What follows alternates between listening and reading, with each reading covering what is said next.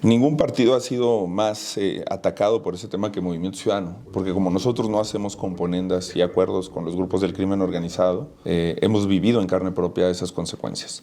Hay que recordar que hace 3 años asesinaron a Abel Murrieta en Ciudad Obregón, haciendo campaña, repartiendo volantes como candidato a la alcaldía de Cajeme. Hay que recordar que mataron al alcalde de Cazones, bueno, a un día de que fuera electo como alcalde en Veracruz, que mataron a Alma Barragán en Moroleón, tuvo que resultar siendo electa su hija, y que Movimiento Ciudadano ha estado en ese dilema porque nosotros tenemos un discurso que es contrario a la estrategia que ha operado en los últimos años en México. Yo he dicho que si El Salvador, con recursos mucho más limitados, pudo modificar de lleno el problema de la seguridad y la violencia, México tiene las condiciones para hacerlo. Hay un tema que hay que entrar con absoluta firmeza, con claridad y con voluntad.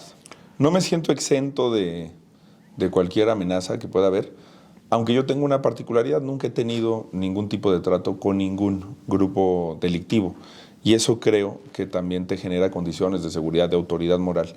Muchos de los problemas vienen a la hora que los políticos se cargan hacia uno de los lados, juegan un rol en las disputas del crimen organizado, y que además se confunden en lo que hay que atacar. Lo que hay que atacar es la impunidad, lo que hay que atacar es la violencia, y lo que hay que garantizar es la seguridad de las personas. Mira, hay territorios muy complicados. Además de Guerrero, ¿no? Zacatecas, Tamaulipas, Michoacán, y que, por ejemplo, en Zacatecas, con este tema de la paridad, del que yo estoy absolutamente a favor, pero ir a decirle a mujeres que sean candidatas en municipios controlados por el crimen organizado no es lo más sencillo. En un contexto como el del país, yo por eso creo que tiene que haber una nueva visión sobre estos asuntos, porque además creo que son cosas que tenemos que atender más allá de la disputa electoral. No puede ser que en medio de una colonización, de una captura de los terrenos, de la fuerza territorial del narcotráfico, nosotros estemos pensando como clase política en repartirnos las migajas. Tenemos que enfrentar de lleno y por encima de los partidos a este problema que está azotando, yo diría, cuando menos una cuarta parte del territorio nacional. No, claro que pueden. El problema es conseguir que haya disposición a hacerlo por sus entornos familiares y demás. Y no pienso en ejemplos de estados grandes o estados que tienen un recurso para hacerlo.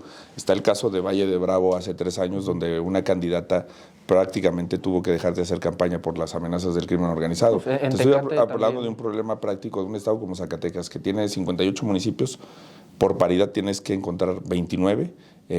Y lo que te estoy diciendo es que el ejercicio real de invitación no es que los partidos en esos casos no quieran, invitan, y se termina complicando muchísimo la disposición de participar, no solamente de mujeres, de hombres, de personas de bien, los empresarios, los comerciantes. ¿Por qué querrían asumir un cargo como el de la presidencia municipal de un municipio azotado por el crimen organizado si no tienen fuerza de respuesta, si los policías no tienen armamento, patrulla, si los policías ganan una miseria? Un policía en la Ciudad de México gana 30% menos que en Nuevo León o que en Guadalajara, 18,000 pesos.